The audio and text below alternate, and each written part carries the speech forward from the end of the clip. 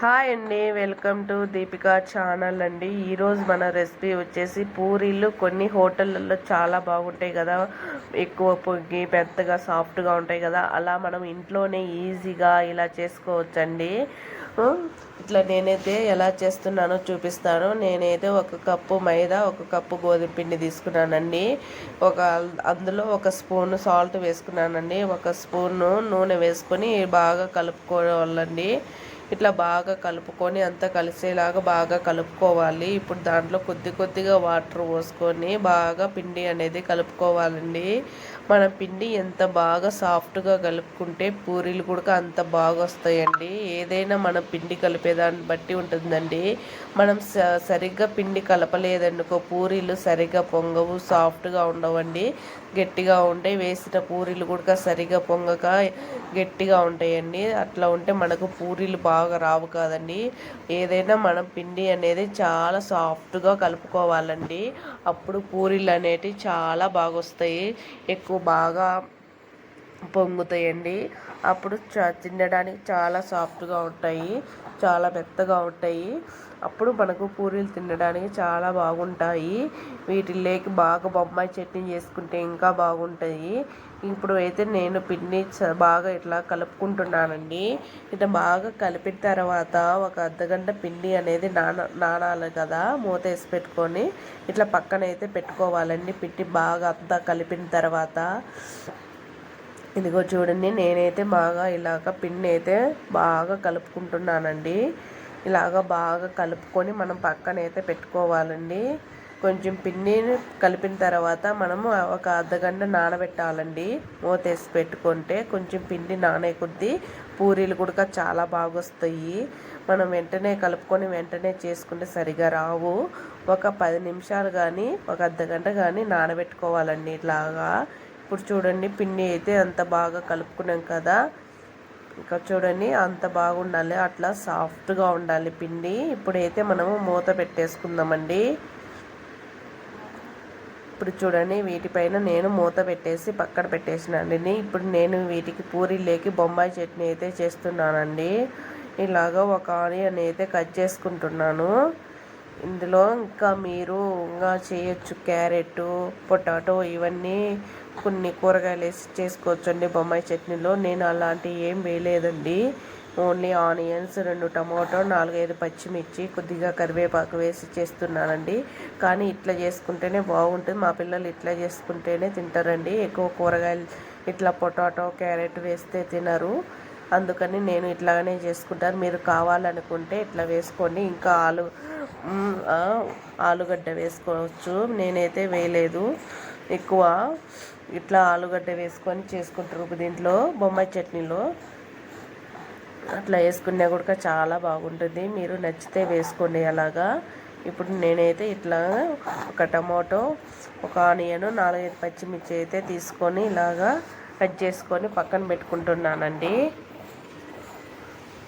మనకు బయటైన హోటళ్ళల్లో ఎక్కువ కొన్ని చోట్ల అయితే ఇలాగనే చేస్తారు కదండి. కొన్ని చోట్ల అయితే కొన్ని వెజిటేబుల్ వేసి చేస్తారు కదండి. ఎక్కువ ఆలుగడ్డ అనేది, పొటాటో అనేది ఎక్కువ చేస్తారు కదండి. ఇప్పుడు నేను ఇవన్నీ కట్ చేసి పక్కనైతే పెట్టుకుంటున్నానండి. చాలా బాగుంటుందండి ఇది బొంబాయి చట్నీ అనేది పూరీలోకి. చాలా మనం పచ్చడి కంటే ఇలాగా పల్లీల పచ్చడి కంటే ఇట్లా మనము బొంబాయి చట్నీ చేసుకుంటేనే బాగుంటుంది పూరీలోకి. ఇప్పుడు ఎలా చేయాలో, స్టవ్ పైన ఒక కడాయి పెట్టుకొని అందులో 2 స్పూన్లు అయితే ఆయిల్ అనేది వేసుకోవాలండి. ఆయిల్ కొంచెం వేడెక్కిన తర్వాత పోపు దినుసులు వేసుకోవాలండి. 1 స్పూను ఆయిల్ కొంచెం వేడెక్కిన తర్వాత పోపు దినుసులు వేసుకోవాలండి. పోపు దినుసులు 1 నిమిషం పాటు బాగా వేగిన తర్వాత అందులో ఒక పచ్చిమిర్చి కోసుకున్నాం కదండి, ఒక 4, అలాగే కొద్దిగా కరివేపాకు, ఇప్పుడు ఆనియను, ఇవన్నీ వేసుకొని ఒక 3 నిమిషాల పాటు బాగా ఫ్రై చేసుకోవాలండి. ఇలాగా బాగా ఫ్రై చేసుకున్న తర్వాత టమాటో వేసుకోవాలండి. ఇప్పుడు ఆనియన్స్ పెద్దగా వేగొద్దండి, లైట్గా కొంచెం వేగాల. ఎందుకంటే వీటిలో ఆనియన్స్ కాస్త బాగా కొంచెం వేగితేనే బాగుంటుంది, ఎక్కువ వేగిస్తే బాగుండదు. ఇప్పుడు నేను టమోటా అయితే వేస్తున్నాను అండి. టమోటా వేసిన తర్వాత ఒకసారి బాగా కలుపుకోవాలండి. ఇట్లా బాగా మిక్స్ చేసి కలుపుకోవాలండి.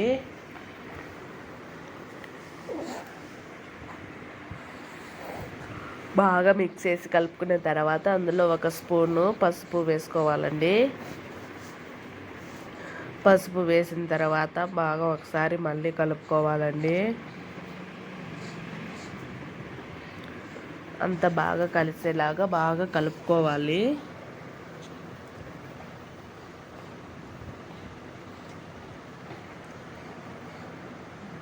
ఇలాగా బాగా కలుపుకున్న తర్వాత ఇందులో మనము వాటర్ పోసుకుందామండి. నేనైతే 3 స్పూన్లు అయితే శనగపిండి తీసుకున్నానండి.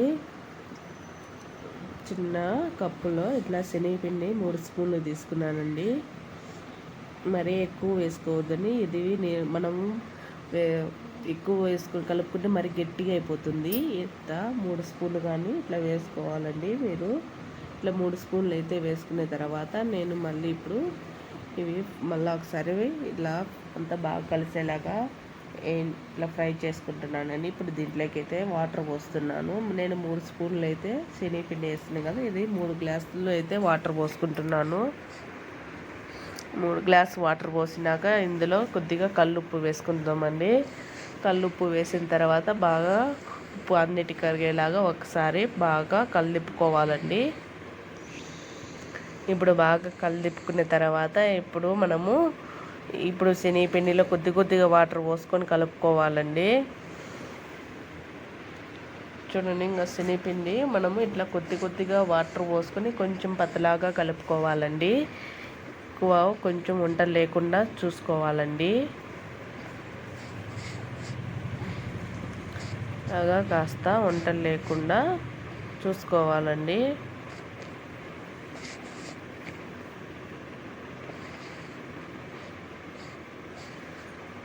పతలాగా ఉండాలండి పిండి.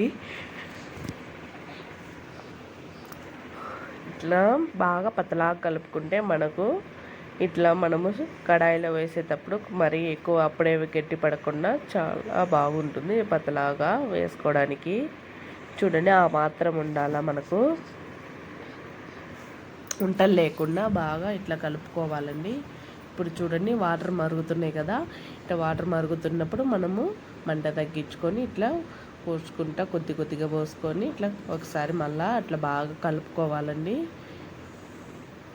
చూడండి, అట్లాగా బాగా కలుపుకోవాలి. ఇట్లా బాగా కలుపుకున్న తర్వాత 10 నిమిషాలు అలాగనే ఉండాలండి. కాస్త శనగపిండి కాస్త ఉడకాలి కదండి. బాగా ఇట్లా ఉడికిన తర్వాత అప్పుడు మనం స్టవ్ ఆఫ్ చేసుకోవాలండి. ఇట్లా 10 నిమిషాలు అలాగనే ఉండనివ్వాలండి.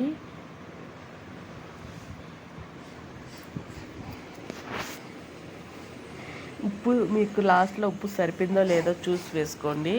చూడండి, ఇప్పుడు ఆ మాత్రం ఉంది, అట్టు ఉండాలి మనకు. మరి ఎక్కువ నీళ్ళు లేకుండా గట్టిగా లేకుండా మీడియంగా అలా ఉండాలండి. అప్పుడు మనం పూరీలోకి కూడా చాలా బాగుంటుంది అద్దుకోవడానికి. ఇలాగా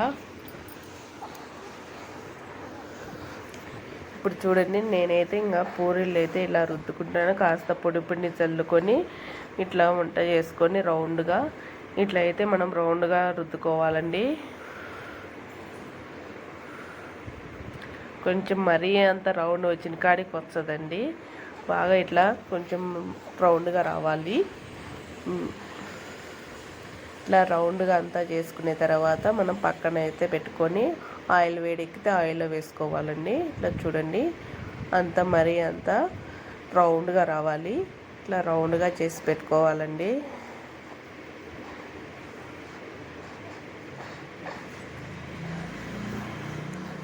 మీరు ఇంకా ఎక్కువ కొంచెం పొడి పిండి చల్లుకొనైనా ఇట్లా రౌండ్గా చేసుకోండి.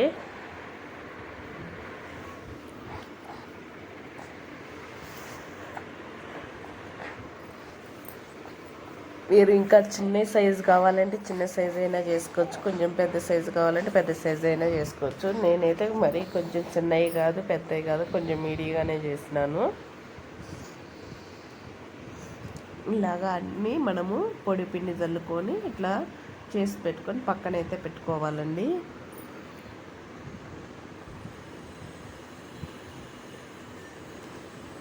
చూడండి ఇంకా నేను అయితే అన్నీ అలాగనే చేస్తున్నాను.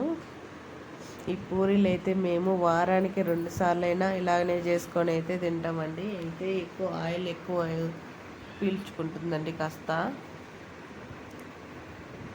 ఆయిల్ ఎక్కువైతుంది పూరీకి అనేది. అందుకని మేము ఎక్కువ అయితే పూరీ అనేది ఎక్కువ ఇప్పుడు వారానికి అయితే డైలీ ఒక టైం కానీ 2 టైమ్స్ కానీ చేసుకుంటామండి. కావాలి తినాలనిపించినప్పుడు వారానికి 2 టైమ్స్ కానీ 1 టైం కానీ చేసుకుంటాము. ఇప్పుడు స్టవ్ పైన ఇంకొక కడాయి పెట్టుకొని అందులో తగినంత ఆయిల్ అయితే వేసుకుందాము. ఆయిల్ కొంచెం బాగా వేడెక్కిన తర్వాత మనము పూరీలు అనేటివి వేసుకోవాలండి. చూడండి ఆయిల్ కొంచెం బాగా వేడెక్కింది కదా, చూడండి నూనెలో వేస్తానే పూరీలు అనేటివి ఎలా పొంగినాయో అట్లా బాగా పొంగాలి. వెంటనే తీసేసుకోవాలని ఎక్కువసేపు అట్లే ఉండిచ్చే పూరీలు కొంచెం కలర్ మారుతాయి, బాగుండదు. మరి ఎక్కువ కాల్చకూడదు, పూరీలు లైట్గా కాగాల. ఒక పక్క కాలిన తర్వాత ఇంకో పక్కకి తిప్పుకోవాలండి.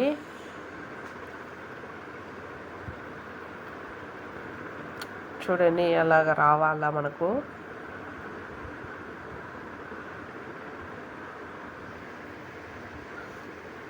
ఇంకోసారి వేసుకుందామండి.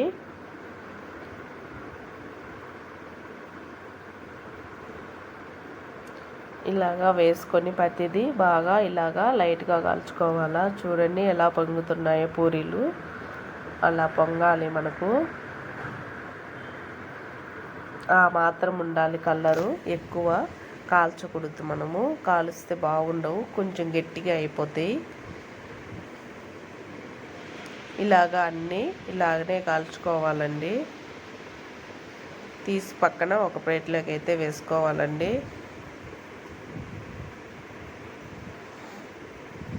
ఇప్పుడు చూడండి మళ్ళా ఇంకోటి అయితే ఇలాగనే కాల్చుకోవాలి. చేసినవన్నీ ఈ విధంగా కాల్చుకొని పక్కన ప్లేట్లో అయితే పెట్టుకోవాలి.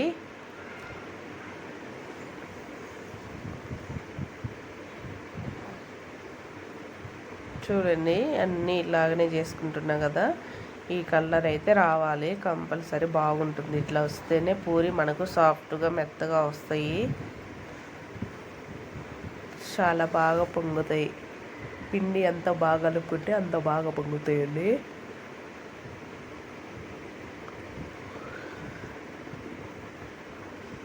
చాలా అంటే చాలా బాగుంటాయి పూరీలు. వారానికి ఒకసారైనా ఇలా చేసుకొని తినండి, చాలా బాగుంటుంది.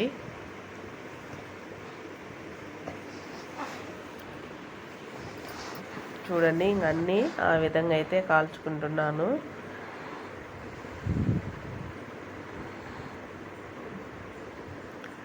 అన్నీ ఇలాగనే కాల్చుకోవాలని. ఇంకా మేము ఇట్లా ఉంటేనే బాగుంటాయి పూరీలు అండి. ఎక్కువగా కొంచెం ఇట్లా మనం నూనెలో వేస్తానే పొంగకుండా అట్లనే ఉంటే గట్టిగా ఉంటాయి, సరిగా బాగుండవండి అలాంటి పూరీలు. మనకు ఇట్లా ఉంటేనే పొంగుతూ ఉంటేనే ఇట్లా సాఫ్ట్గా మెత్తగా ఉంటేనే బాగుంటాయి పూరీలు.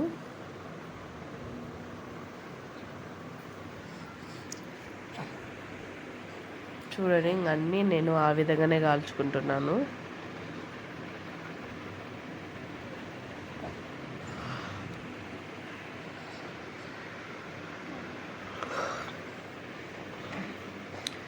మీరు ఎప్పటికైనా పూరి తినాలి అనిపించుకుంటే ఇట్లానే చేసుకోండి, చాలా బాగుంటుంది ఇట్లా అయితే. చూడండి నా అయితే వేసినవన్నీ చాలా బాగా పొంగినాయి కదా, అన్నీ అలా పొంగాలి, చాలా బాగుంటాయి.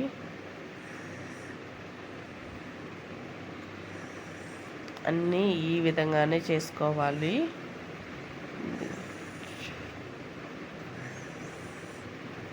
చూడండి అన్నీ ఎలా పొంగుతున్నాయో అట్లా రావాలా మన పూరీలు అనేటివి పొంగుతా.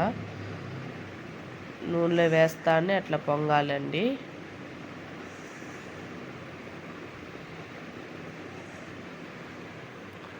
అన్నీ ఈ విధంగానే వేసుకోవాలండి.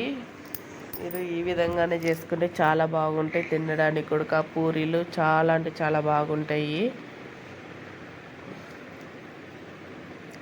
చూడండి అన్నీ ఎలా పొంగుతున్నాయో పూరీలు. అలా ఉండాలి పూరీలు అంటే మనకు తినడానికి చాలా సాఫ్ట్గా ఉంటాయి. మీరు ఎప్పుడైనా ఇలాగనే చేసుకొని ఎలా ఉన్నాయో నాకు మళ్ళీ కామెంట్ బాక్స్లో కామెంట్ చేయండి. మరి నా ఛానల్ కనుక నచ్చినట్లయితే లైక్ చేయండి, షేర్ చేయండి, సబ్స్క్రైబ్ చేయండి. మీరు ఎప్పుడు నాకు సపోర్ట్ చేస్తూనే ఉండాలి ఫ్రెండ్స్. ఓకేనా? మరి ఈ రెసిపీ చాలా బాగుంటుంది పూరీలు. అలాగే దీంట్లో కాంబినేషన్గా బొంబాయి చట్నీ కూడా ఈ విధంగా చేసుకొని చాలా బాగుంటుంది. ఓకేనా?